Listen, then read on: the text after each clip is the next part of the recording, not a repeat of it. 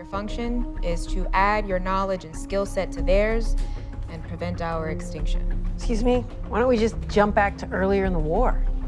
The jump link doesn't work that way. The jump link tech is held together with chewing gum and chicken wire.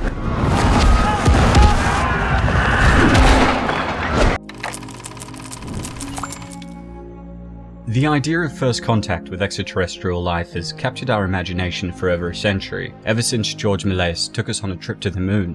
Whether it's benevolent aliens, I like this song, Stoke the Fire. or hostile ones.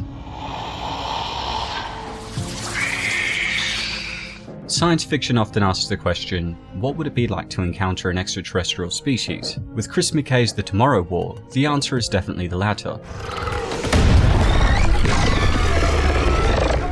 Released exclusively on Amazon Prime, The Tomorrow War is a bombastic adventure film starring Chris Pratt, J.K. Simmons, Yvonne Strahovski, Betty Gilpin, and Keith Powers that details a brutal, futuristic war where humanity is overwhelmed by an invasive species called the White Spikes. During the World Cup of 2022, soldiers from the year 2051 arrive on the field through a portal and bring with them a dire warning that humans are on the losing side of a war against aliens that will arrive in the year 2048. Within 3 years, the invasive species will wipe out the majority of the human race, and for this reason, there's an international draft of soldiers to be sent into the future. Crucially, to avoid any sort of time travel paradoxes, all of the soldiers selected have already died by the year 2051, because if you're gonna die in the future, why not just die now?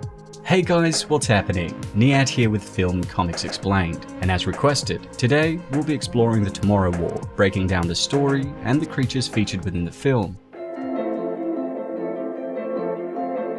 Following this foreboding revelation, nearly 50% of qualified global armed forces are sent into the future war. Those reinforcements are quickly wiped out, prompting the first ever global draft, and with the population of present-day Earth dwindling to just 500,000 people, it's not long before our protagonist Dan Forrester, a former soldier-turned-biology teacher played by Chris Pratt, is drafted into action. The draftee survival rate of less than 20%, many people are asking, is it worth it? Along with a handful of others, Dan is sent on a 7-day-long deployment to the future. Thank you for your service. Again.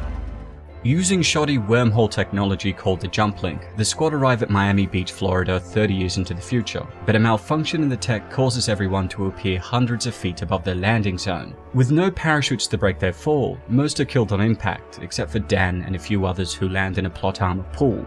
After establishing a communication link to the past, the squad attempts to rescue a research team in a nearby lab, where they come face to face with the overwhelming extraterrestrials.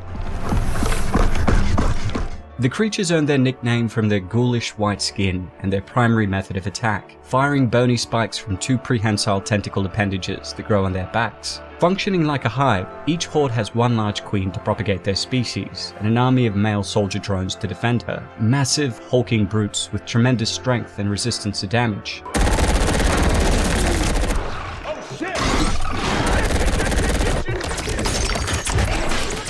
The quadrupedal aliens can climb tall structures with speed and precision, sticking to the walls and ceilings with their immense claws, as well as move on their hind legs, which enables them to tower over their enemies. In addition to their 4 dominant legs, they also have 2 small, praying mantis-like arms that serve no apparent function.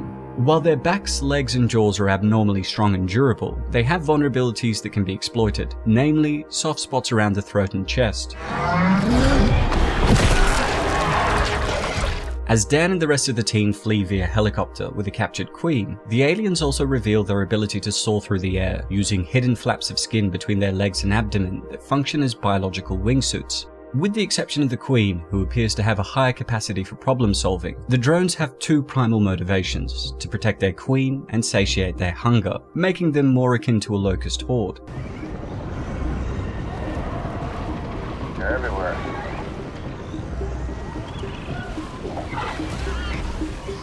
Driven by their need to feed, the creatures function on a 6-day feeding cycle, using their blistering speed, uncanny stealth, and shark-like sense of smell to catch their prey, before retreating to their underground nests every 7 days.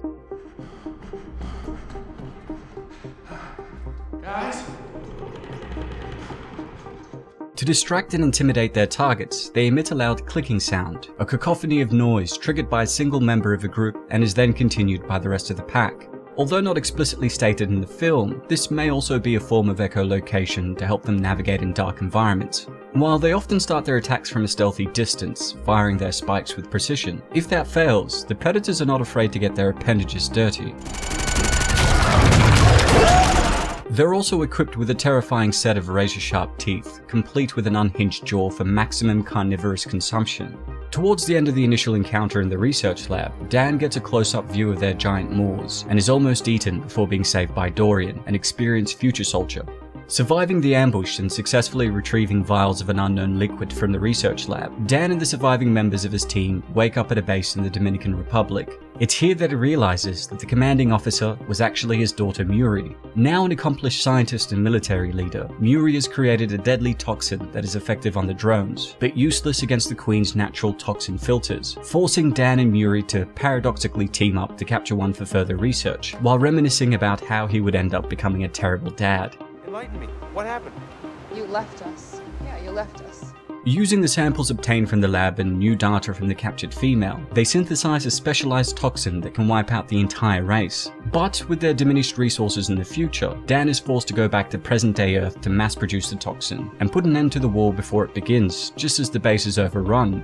Despite having a toxin that effectively kills the creatures, he learns that the portal was destroyed, preventing him from going back and saving his alternate future daughter. And while we're led to believe that they mysteriously came to Earth sometime in 2048, the creatures actually arrived on Earth in a spacecraft that crash-landed over 1,000 years ago and had been frozen under the ice throughout most of modern history. The white spikes were also harvested by a more powerful alien species to be used as planet-clearing biological weapons. Realizing this, they inject some of the hibernating bioweapons with the toxin and blow the ship up before Dan and Conspiracy Santa take down the Queen in a fistfight.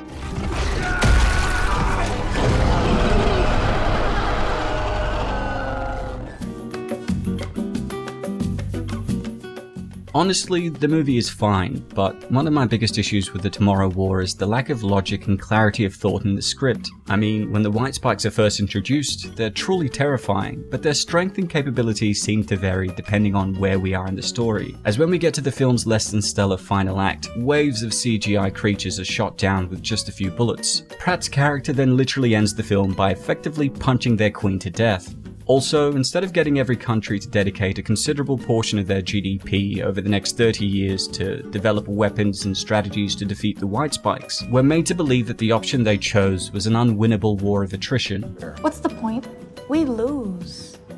Period. They're taking thousands of people.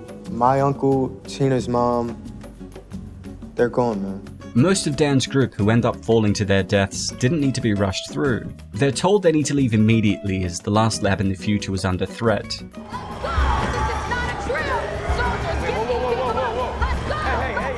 But that's not going to happen for another 30 years, so what's the rush? In the end, the time travel mechanics don't make sense, the government response is asinine, the dialogue at times is an insult to anyone above the age of 8. The jump link tech is held together with chewing gum and chicken wire. And the unstoppable monsters are only as threatening as the plot demands. The film wears its influences on its sleeves and is supported by excellent performances from Pratt, Simmons and Strahovski as a family trying to mend a relationship broken by time. But The Tomorrow War lacks the clarity, spirit and execution of the films it so desperately wants to emulate.